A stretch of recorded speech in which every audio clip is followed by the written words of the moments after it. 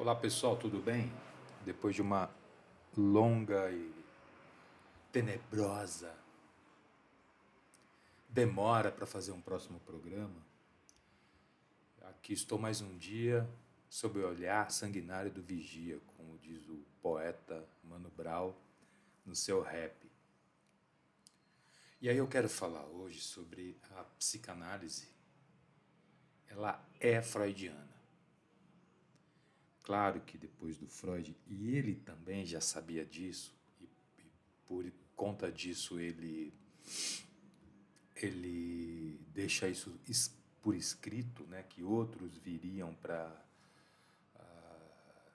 criar outras ideias sobre o comportamento humano, queria expandir o conhecimento dele. Ele nunca foi um cara fechado naquilo que ele criou. Né? Então ele foi um cara abusado, afrontoso, irônico, né? Ele afrontou, por exemplo, a medicina tradicional da época, dizendo que o homem não era regido pela razão. Isso eram anos de teoria, né, sobre essa possibilidade de que a razão faria do homem, o homem faria por meio da razão tudo aquilo que ele bem entendesse, alcançaria qualquer propósito, resolveria qualquer problema. A razão faria com que ele pudesse superar todos os obstáculos da vida. E eu não tiro a razão disso, mas por outro lado, com a entrada do Freud no cenário, ele vem dizendo que alto lá, não é bem só a razão, existe aí o inconsciente. Mas como assim, né? Então tem algo além da consciência humana, do consciente, tem algo além da razão que faz com que a gente faça coisas das quais a gente não gostaria de fazer. Ontem mesmo eu atendendo um paciente meu, analisando, aí ele disse exatamente isso. Cara, honestamente eu não sei porque eu fiz aquilo. Não sei como eu cheguei a cometer isso que eu cometi. Não era o que eu gostaria de ter feito, mas eu fiz. E por outro lado também não me arrependo de ter feito. Outros, né, que poxa, não sei como eu criei coragem e fiz aquilo. Não sei como eu estou envolvido nessa relação, mesmo sabendo que é ruim, mesmo sabendo que eu tenho problemas, que é uma relação tóxica, que eu sou abusada, mas eu não consigo sair disso. Eu tenho um medo que eu não sei explicar o que é. Então, essas questões, né, essas paradas que a gente faz, as tomadas de decisão que a gente tem, e não sabe por que fez, né? Pensa, caramba, por que eu fiz aquilo? Por que eu falei aquilo outro? Por que eu estou agindo assim? Que foge à razão, isso a gente chama de inconsciente. Então, algumas questões fazem parte da teoria freudiana, da psicanálise freudiana. Uma delas é o inconsciente.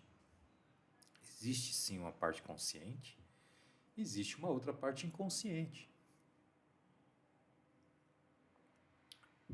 Esse inconsciente, né, o Freud considerava ele como uma espécie de eu obscuro. Né? Era ali uma parte nossa, talvez não física, né? Onde todo sedimento, né?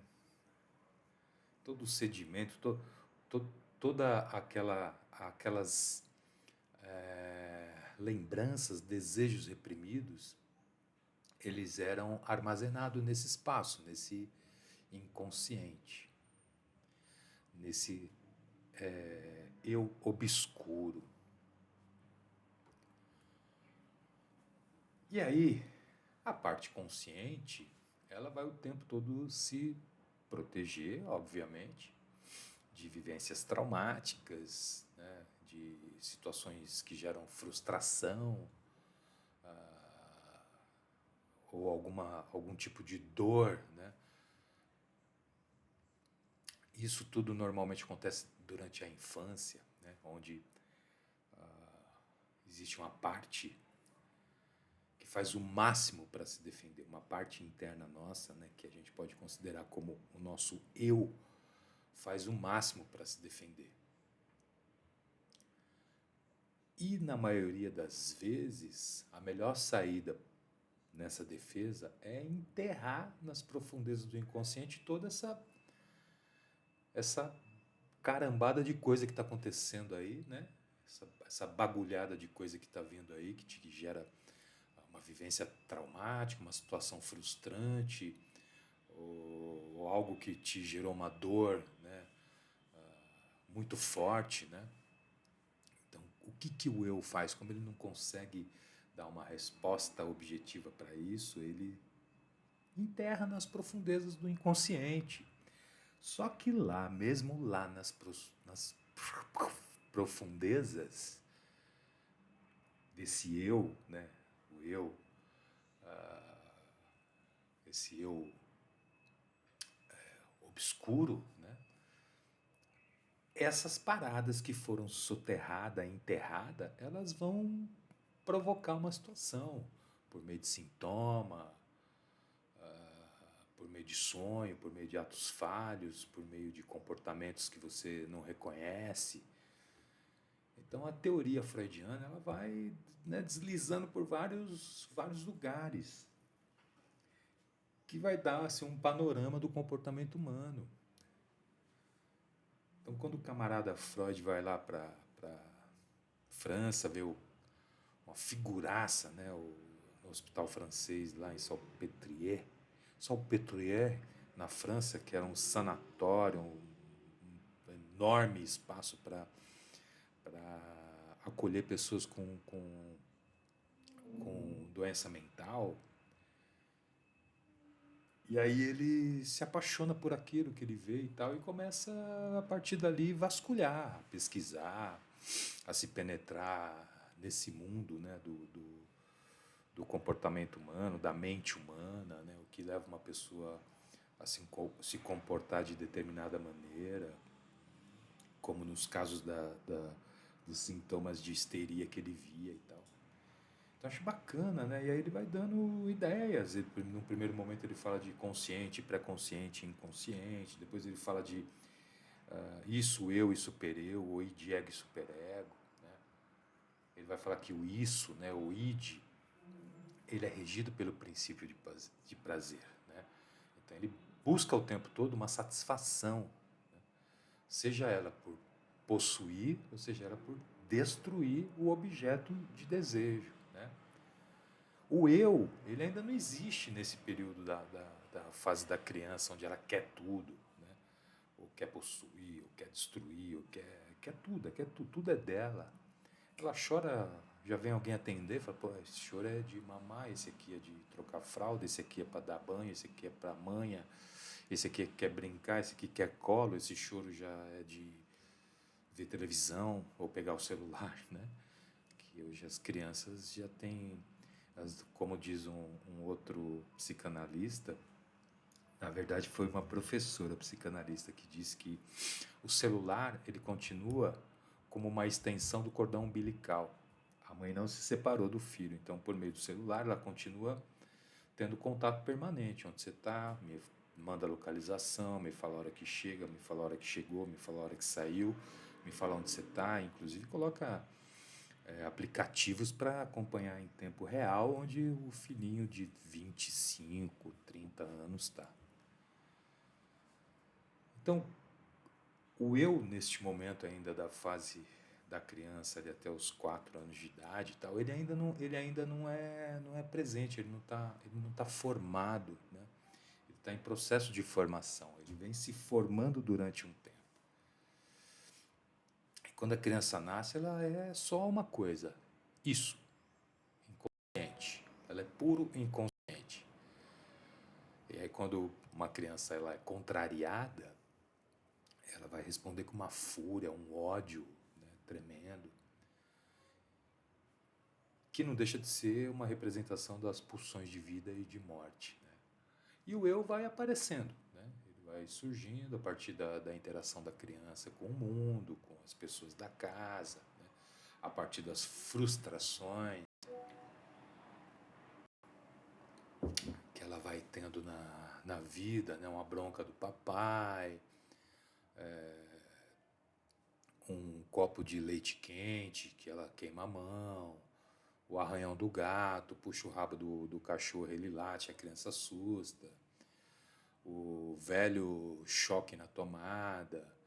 Então, tudo isso vai despertando ali a razão, né, desse jovem reizinho que está se tornando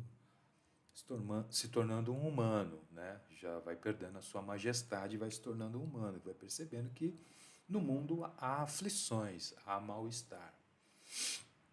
Então esse eu que acaba de chegar, né, ele vai tentar impedir essa voracidade de desejos que vem do isso. O eu é regido pelo princípio de realidade, enquanto o isso é regido, o id, o isso, aquela força que vem do inconsciente para realizar desejos, é regido pelo princípio de prazer. Então você tem prazer e realidade. O objetivo do eu é preservar o eu mesmo, né? É a própria preservação. Ele luta para te conservar e preservar a sua integridade contra as poderosas e desagregadoras forças que vêm lá do inconsciente, do isso. E aí tem uma outra figura nessa cabeça. Você tem o id, ego e superego, ou isso, eu e supereu, que é como Freud falava, né? E aí aparece a figura do superior, que ele surge ali daquele momento de castração, como Freud dizia na sua teoria do complexo de Édipo. Ele é um herdeiro do complexo de Édipo. Ele é um tribunal interno. Esse supereu, ele controla, ele observa as ações do eu. É como se o eu tivesse um modelo a seguir, um padrão.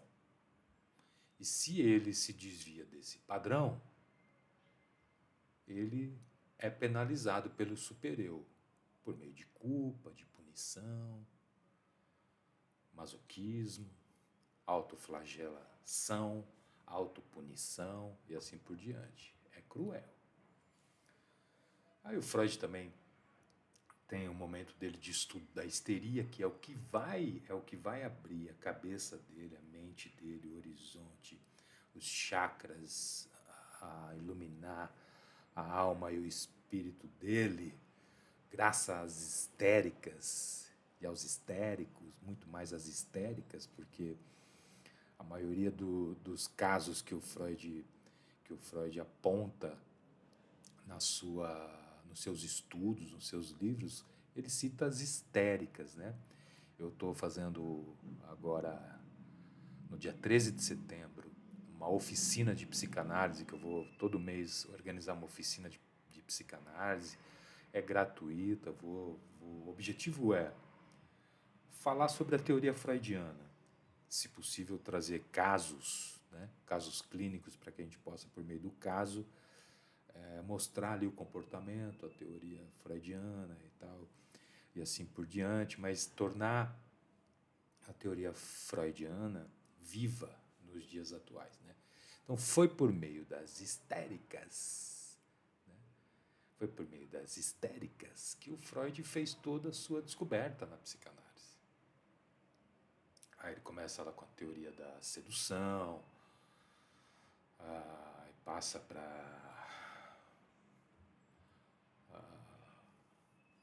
para essa ideia do trauma, né?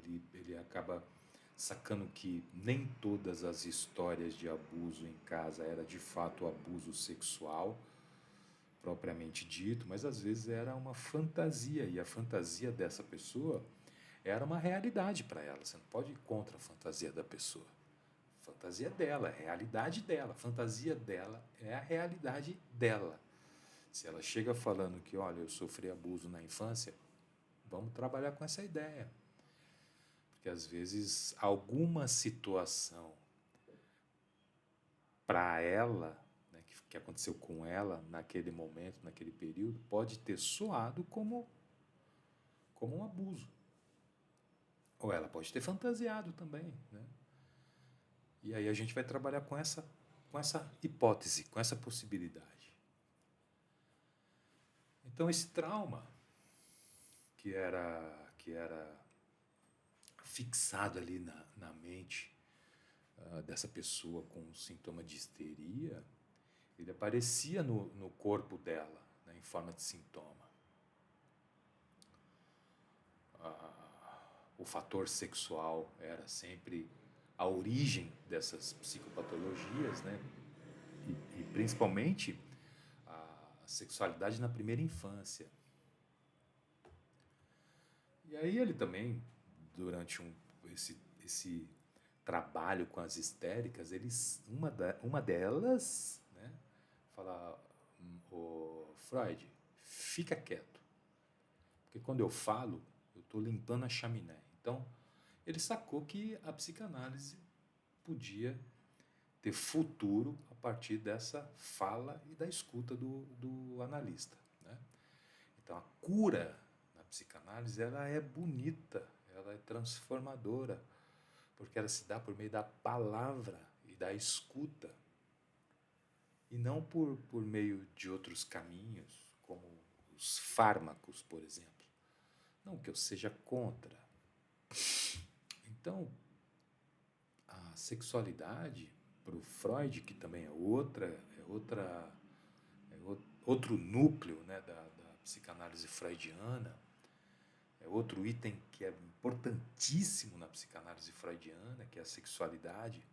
Não a sexualidade como todo mundo imagina quando alguém chega recente na clínica, que a gente entra nesse assunto, né, a pessoa até acaba achando estranho quando a gente fala que a sexualidade para a psicanálise não é só uma transa, ela é uma série de coisas, tudo que gera um prazer, né? Às vezes um abraço, um aperto de mão, uma boa conversa, boas relações com amigos, uma transa, um namoro, uma preliminar, um almoço, um jantar agradável, tudo que te dá o prazer, né? Vamos considerar desde criancinha, né? A mamãe pega o nenê no colo, coloca ele para mamar, aí o cabelo dela passa no bracinho dele, ele sente aquela sensação, ele sente o respiro da mãe, ele sente... Deixa eu olhar o microfone se eu desliguei, não.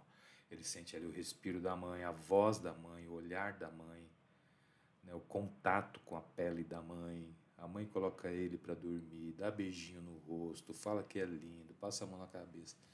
Então, tudo isso para a criança gera prazer. E ela vai buscar isso a vida toda. Essa sensação maravilhosa, que é a primeira pessoa que você se apaixona na vida, né? Então, a sexualidade, ela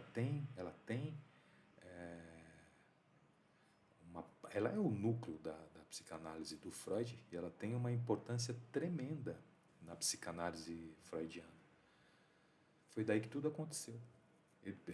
Ele falava que os casos das pessoas que vinham procurar ele, a maioria era sobre isso. A maioria chegava nesse ponto. Ou não estava transando, ou transava e não conseguia chegar até o final, era interrompido. Ou era casada e não transava com o marido e não podia ter relação fora, porque isso seria um crime terrível. Ou o marido era casado e não era satisfeito com a mulher, se satisfazia de outras maneiras, as mais diversas.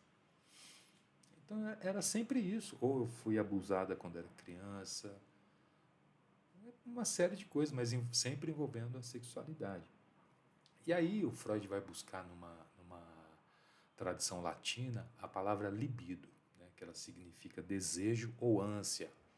Ela é uma energia de caráter sexual.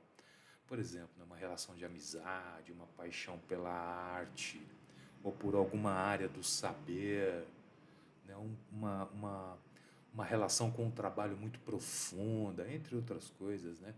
São manifestações disfarçadas de libido, são sublimações de realizações parciais. que são socialmente aceitas, não é verdade? Você não vai sair por aí transando à torta direito com todo mundo, no trabalho, na escola, na faculdade, na rua, no metrô, no trem, no carro, no trânsito, na chuva, na rua, na fazenda, ou numa casinha de sapê, certo? Então, existe limites, existe leis, existe regras a serem cumpridas, né? E que algumas pessoas vão cumprir, outras nem tanto. Então, a libido, ela é o motor da sexualidade humana. E ela está ali, no meio caminho, entre o mental e o somático, certo? Aí, beleza, foi uma paciente, né, que levou o Freud a ter essa ideia da associação livre. E, como eu já disse, os primeiros casos de atendimento dele levaram ele a ter uma maior envolvimento com a pesquisa, foi buscar em outros textos e outros teóricos, pesquisou profundamente sobre a questão, e é bem interessante a teoria freudiana, que ele não inventou tudo isso, né? Ele foi pesquisando aqui, um pouco ali, teve até um cara que escreveu sobre o isso, né? Acho que é Grodeck, uma coisa assim, não lembro exatamente o nome dele, mas ele tem um livro chamado Livro Disso. Eu até comprei esse livro, por aqui em algum lugar. E aí esse. Só um minutinho. Vamos ao livro. Calma aí, tá chegando. O pessoal tenha paciência, né? Jogou para cá, rodou para lá, onde tá a bolinha. E aí é isso. Não achei o livro aqui, ele deve estar aqui. Vou pegar.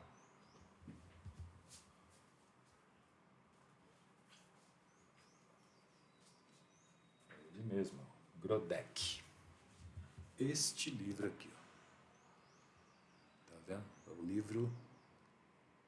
livro disso. E aí esse camarada tem até aqui uma pergunta, ó. Quem inventou a psicanálise foi mesmo Freud? Grodeck acreditou durante um bom tempo que ele próprio a havia inventado e não o médico de Viena. Grodeck já praticava psicossomática desde 1895 e apenas em 1911 ficou sabendo oficialmente das ideias de Freud. E aí depois ele assume que de fato ele não fez o que o Freud fez. Ele atuava num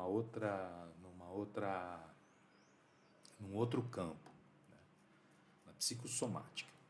E aí, dentro da teoria freudiana, ele também vai falar sobre a formação de compromisso, que ela quer dizer o seguinte, que é um acordo inconsciente entre um desejo reprimido e uma força repressora. Lembra que a gente falou lá no início que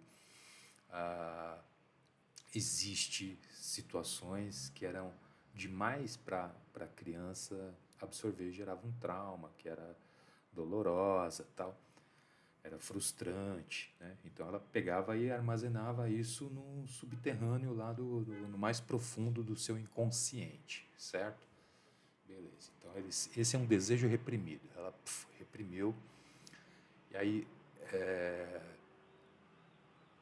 então aí existe esse acordo entre o inconsciente, né? Um acordo inconsciente, paga tudo. Existe um acordo inconsciente entre um desejo reprimido e uma força repressora, como a censura ou o ego, que permite a manifestação de conteúdo recalcado na consciência, mas de forma disfarçada e reconhecível. Esse compromisso ocorre para aliviar a ansiedade gerada pelo conflito e se expressa através de formações como sonho, sintoma neurótico, ato falho, onde o desejo ele é ao mesmo tempo realizado e contido. Por exemplo, né, se eu tenho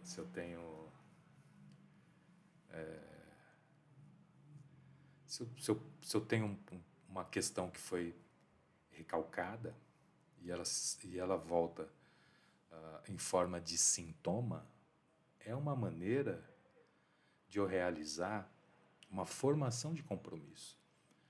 Não era exatamente aquilo que eu queria fazer, mas eu faço de outra maneira. Por exemplo, como ter boas amizades, como ter uma relação profunda com o trabalho. Como ter essas amizades, é óbvio que é bom que se tenha amizades, né? Mas eu digo assim, aquelas amizades que beira o absurdo. Eu sou mais eles do que eu. Eu faço qualquer coisa por eles. Quando chega num ponto extremo, inclusive da relação com o trabalho, da relação com a pesquisa se tornar muito profunda, no fundo você tá deixando de dar uma outra atenção para uma outra questão e está se enfiando cada vez mais numa coisa para te fazer aliviar e amenizar a dor que você sente com aquela outra questão. Não foi claro, eu sei disso. Mas também não é para ser muito claro, senão fica muito fácil, né? Mas a formação de compromisso é isso. Tem um exemplo legal aqui. Aqui. Ele vai falar o seguinte, que é como se fosse um pacto diabólico. Né? Ele faz... o que ele faz? Né? É um pacto entre o eu e o super-eu. O eu é aquela parte sua que vai fazer a leitura do que está acontecendo dentro, internamente, na sua mente, e o externo, né, e o mundo. Posso fazer tudo o que eu quero, o que eu desejo, que vem lá do id, do isso? Não, não posso. Então, às vezes, isso vai virar o quê? Trabalho, amizade, pintura de um quadro maravilhoso, de um desenho, de um texto, de uma música, de uma poesia, de um livro, uma invenção. Né? Olha que maravilha. Nem tudo está perdido. Isso não quer dizer que isso é um problema, quer dizer que o excesso de determinadas maneiras de agir, ele é terrível. Né? Então existe o quê? Um pacto, né, entre o eu e o super-eu. Ele chamava de pacto diabólico, que ele vai dividir o sujeito diante da satisfação. É como se o super-eu fizesse com que o pai temido fosse eternizado na vida do sujeito. O super-eu é a voz do pai, não pode, vai trabalhar, acorda cedo, vem comer, vai tomar banho, vai lá na farmácia, vem aqui me ajudar a fazer isso, carrega isso aqui para mim. Isso está certo, está errado, né? Mais errado do que certo. Então vamos lá. Né? Então o super-eu é como se ele fizesse com que o pai temido fosse eternizado na vida do sujeito, mediante atributos sádicos e pelo sentimento de culpa. E o eu fica amarrado nessa satisfação imaginária de passividade. Não sei se eu fui claro. Então, o super-eu, né, ele faz com que o pai temido, que é aquele pai que sempre falou, isso não vai dar certo, esse trabalho não dá dinheiro, né, ele fosse eternizado na vida da pessoa. E aí, essa pessoa se sente culpada. E o eu dela fica amarrado nessa é uma satisfação imaginária com um comportamento passivo diante dessa situação. Vou dar um exemplo.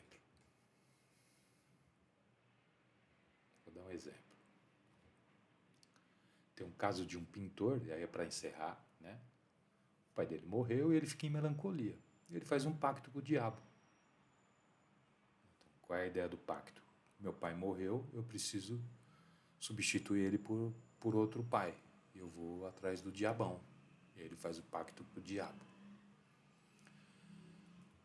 E esse pai, né, em algum momento, pode ter se oposto ao desejo dele de se tornar pintor, porque quando o pai morre, ele perde totalmente o desejo de pintar.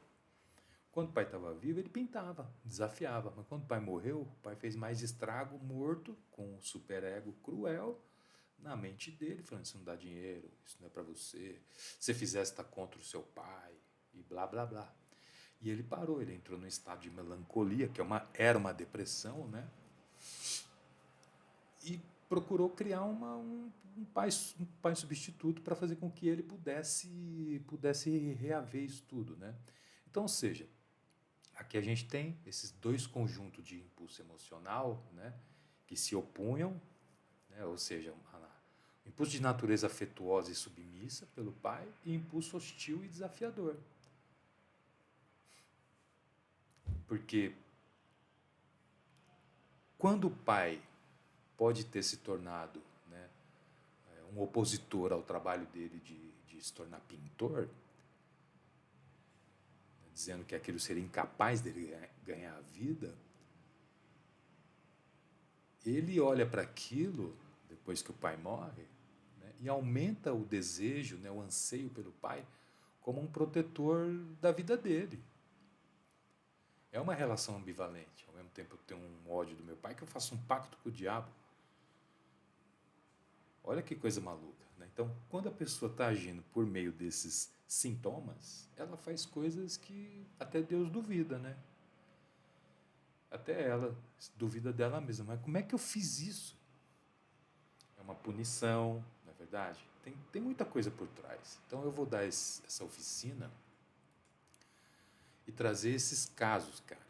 Né?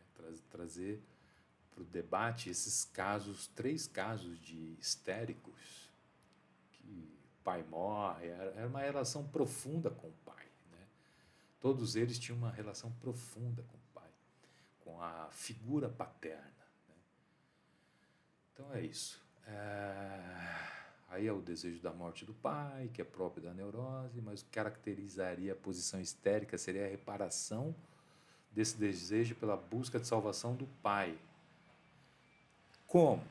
Olha o sintoma histérico, ele se dá dessa maneira. Né? Eu preciso salvar o meu pai, mas ele está morto. Então eu mantenho o super-eu sádico, mantenho ele vivo na minha mente, né, ao goz do meu próprio eu, do meu próprio desejo. Eu sou o masoquista, que eu sofro comigo mesmo. Né? Eu quero fazer uma coisa e não faço, porque se eu fizer, poxa, eu estou contra aquilo que meu pai falou. Então é isso. Não sei se está claro, mas eu quis aqui trazer ideias sobre a psicanálise freudiana que não morre, que não morre. São ideias que sempre vão perpetuar a psicanálise de uma forma geral. Por mais novos psicanalistas que apareçam, olha, surgiu um cara que desconstruiu toda a teoria do complexo de Édipo sobre a sexualidade infantil. Tudo bem, não tem problema, mas a raiz é essa, a base é essa. Né? Isso aconteceu com muitas outras teorias e filosofias. Né? Sempre tem uma ideia base, uma ideia raiz, né, que alguém deu a cara a tapa ali para enfrentou o poder ali do momento, né, os médicos, entre outras pessoas. Né, inclusive a Primeira Guerra Mundial teve vários livros queimados, né, na fogueira por ser um judeu, parente, filho de judeu, né, e por ser judeu. Então esse cara merece respeito, né? E muitas outras pessoas que também têm um trabalho muito profundo e sério na psicanálise continuam, né, tendo o Freud como a base, né? E cada vez que você lê um livro do Freud, cara, você acaba pegando uma coisa nova, né? Pegando algo que passou batido na primeira leitura ou na segunda, tal. Então é isso. Valeu, obrigado. E a ideia era essa, falar sobre a psicanálise freudiana. Um abraço e até mais.